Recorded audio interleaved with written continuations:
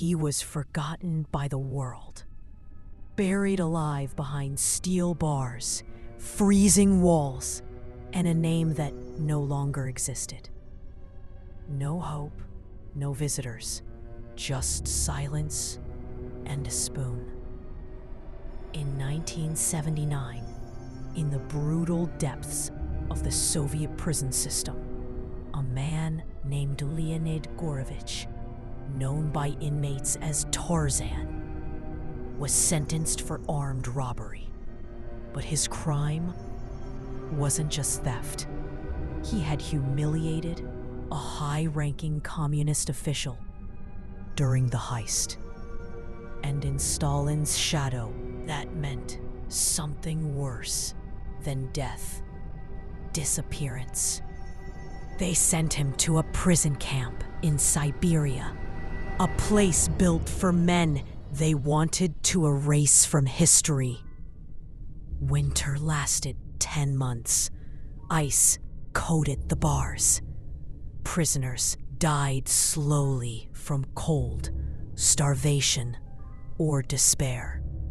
Leonid didn't scream. He didn't beg. He just watched and remembered everything. His cell was a box, stone floor, iron bars, and walls so thick no sound escaped. But one day, while stretching after a beating, he leaned against the wall behind his cot and paused. It sounded different, not solid, not quite hollow, but thin, unstable, almost unfinished. That moment changed everything. Days passed. He acted the same. Ate slowly, slept like always. But his mind never stopped working. And then came the opportunity. He was assigned to help in the kitchen for 1 week, just cleaning dishes. But that meant tools. And on the 3rd day, while scrubbing a dented metal tray, he found it. A long-handled steel spoon, heavier than the rest, bent at the edge. To anyone else, it was just kitchenware. To Leonid, it was his escape plan. That night, back in his cell, he wrapped the spoon in a strip of cloth, tied it under his uniform, and waited. When the guard finished final rounds, he slid to the back wall and began. The sound was faint, like scratching bone, but it worked. Dust loosened, crumbs fell, and 1 grain at a time, the wall began to yield. Every night, after lights out, Leonid would dig. He used scraps of food to patch the hole during the day. He hid concrete dust in his coat lining, released it into the toilets, or dropped it piece by piece on his walk to morning roll call.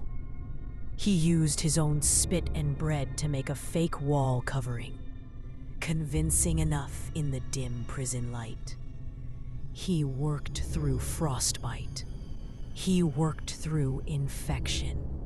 And he worked through grief after his cellmate, a young man, sentenced for stealing potatoes, hung himself with a strip of torn blanket. Still, Leonid dug.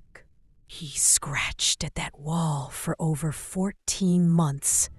Every cut in the spoon made his hands bleed.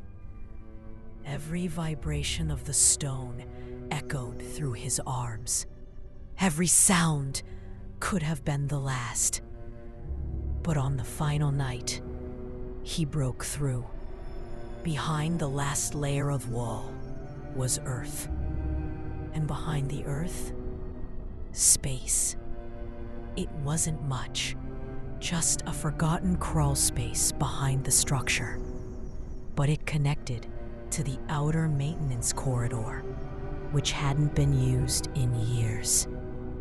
From there, a locked drainage shaft led to the edge of the prison perimeter, behind the towers, beneath the wires, and away from the searchlights.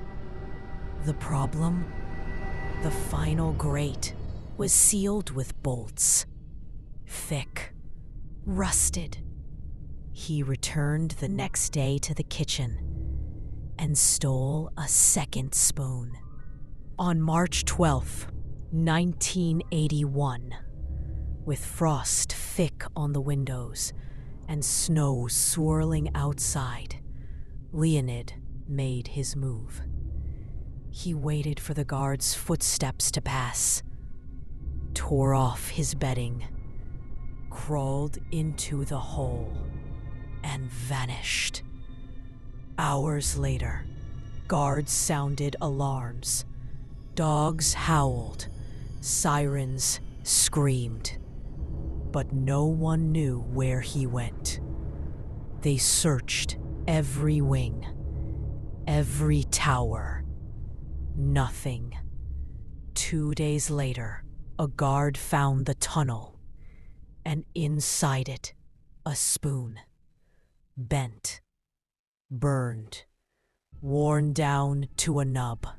Leonid Gurevich had vanished from the most secure prison in Siberia, with nothing but time, silence, and a kitchen spoon. Did he freeze in the forest?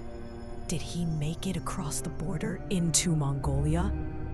Some say he fled west, changed his name, and lived as a carpenter in Finland.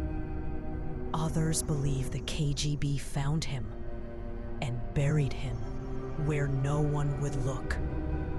But no one really knows, because his body was never found. Only his tunnel and a single silver spoon.